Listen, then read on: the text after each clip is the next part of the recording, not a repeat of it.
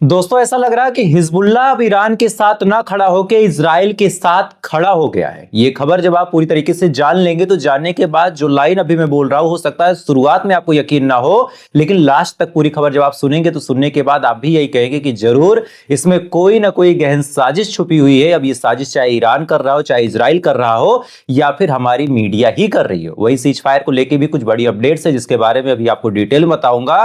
वहीं नेतन्याहू के ऊपर एक मुकदमा चल रहा था, उस मुकदमे को लेके भी अब बड़ा अपडेट निकल के सामने आया है। नेतन्याहू जेल जा सकता है और उससे बचने के लिए नेतन्याहू ने क्या तरीके अपनाए हैं, ये तमाम चीजें एक एक करके मैं आपको बताऊंगा। लेकिन इससे पहले अगर आप चैनल पर नए हैं, वीडियो को लाइक कर लें, चैनल को सब्सक्राइब कर लें और साथ ही कमेंट करके एक लाइन जरूर बता दें कि इस लड़ाई में आप किसकी जीत चाहते हैं। इजराइल की जीत चाहते हैं तो इजराइल के लिए दुआ करें, फिलिस्तीन की जीत चाहते हैं तो फिलिस्तीन के लिए दुआ करें। चूंकि मैंने हमेशा से ही कहा है कि दुआओं में बड़ा असर होता है, तो दुआ जरूर करें। और जब तक आप दुआएं कर रहे हैं तब तक मैं आपको खबरें बता देता हूं। तो बिना किसी देरी के बढ़ते हैं सबसे पहली खबर की तरफ। और सबसे पहली खबर जो निकल के सामने आ रही ये लेबनान से है।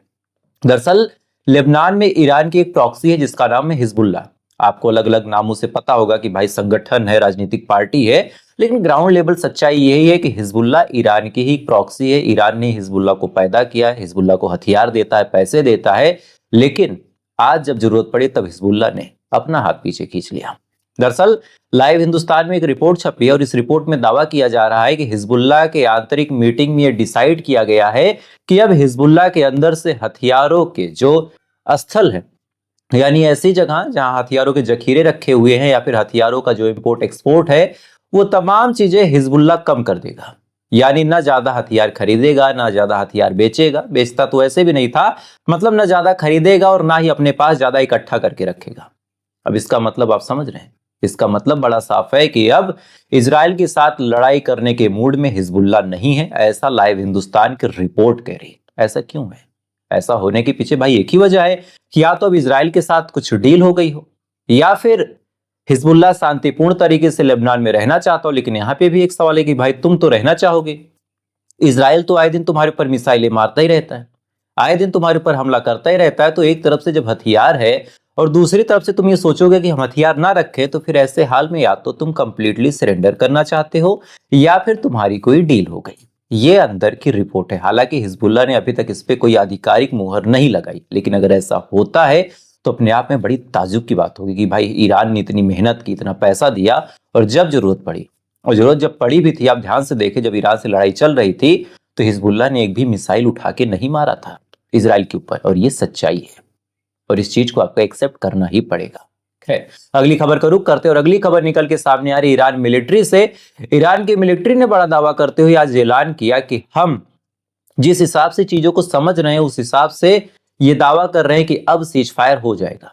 देखिए, जब ट्रंप ऐलान करता है तो ट्रंप नेतन्याहू की साइड की बातें बताता है। इस चीज को आपको समझना पड़ेगा, क्योंकि ट्रंप और इजराइल के ताल्लुकात बड़े अच्छे हैं, लेकिन जब ईरान कोई चीज ऐलान करता है तो वो हमास की साइड बताता है, क्योंकि हमास और ईरान के ताल्लुकात अच्छे हैं।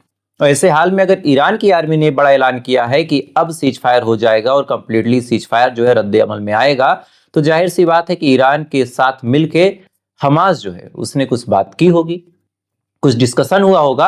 हालांकि सीज फायर हो जाएगा और हो चुका है में बड़ा अंतर है। दो तीन चीजें आपको बताता हूं। जैसे आज ताजा खबर बताओ तो पिछले 24 घंटे के अंदर सैकड़ों लोगों को शहीद करने का काम इजराइल ने किया। सैकड़ों लोगों को बार बार एयर स्ट्राइक कर रहा, बार बार बड़े तादाद में हमले कर रहा।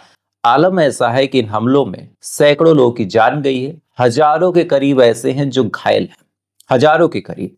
इधर हमास ने अपना प्रपोजल भी दिया। हमास ने कहा कि अब हम एग्री करते हैं सीज फायर को लेके, लेकिन यहां पे एक लूप होल है। दरअसल ये जो एग्रीमेंट हो रहा है कि हम बातचीत करेंगे या फिर हम सीज फायर करेंगे, ये कंप्लीटली सीज फायर की बात नहीं है। ये टेबल पे बैठ के इजराइल के साथ बातचीत के लिए अभी तक हमास एग्री कर रहा है कि हम एक टेबल पे बैठेंगे, इजराइल के साथ बातचीत करेंगे। उस बातचीत में क्या निष्कर्ष निकलेगा, क्या कंक्लूजन निकलेगा, ये बात की बात होगी। तो जो लोग ये खुश हैं कि सीज फायर हो गया, 60 दिन का हो गया, 40 दिन का हो गया, उनको जानकारी में थोड़ा सा इजाफा करने की जरूरत है और थोड़ा सा अंग्रेजी अपनी तेज करने की जरूरत है कि भाई टेबल टॉक के लिए एग्री हुआ है।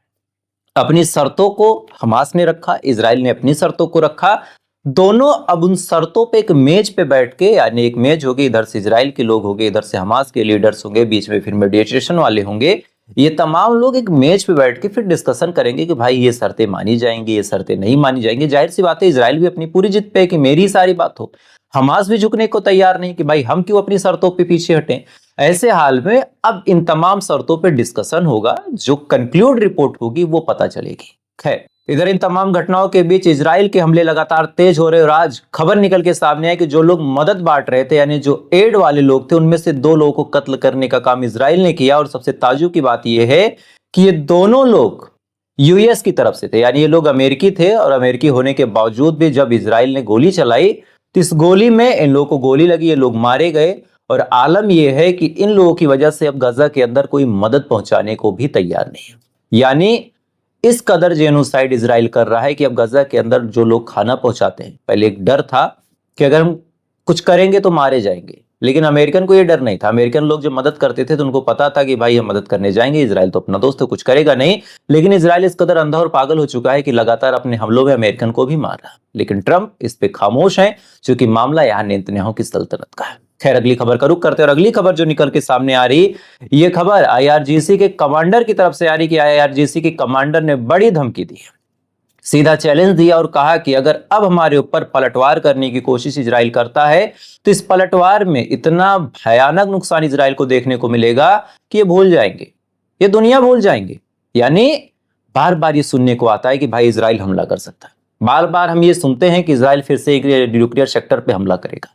इस पे आज आईआरजीसी के कमांडर ने 2 टूक 2 लाइन में बातों को साफ कर दिया कि अगर हमला किया या फिर करने की सोची तो ईरान कोई भी रेड लाइन नहीं रखेगा। रेड लाइन का मतलब कि भाई हम इतना मारेंगे इसके बाद नहीं मारेंगे, इनका मतलब बड़ा साफ है, कोई रेड लाइन नहीं, हम मारेंगे, कितना मारेंगे कुछ नहीं पता। फिर बीच में कोई ये हाथ पैर जोड़ने वाला काम नहीं कि भाई बच्चे मर रहे, मजलूम मर रहे, मासूम मर रहे। लड़ाई का आगाज तुम करोगे तो इस बार कंप्लीटली अंत हम करेंगे।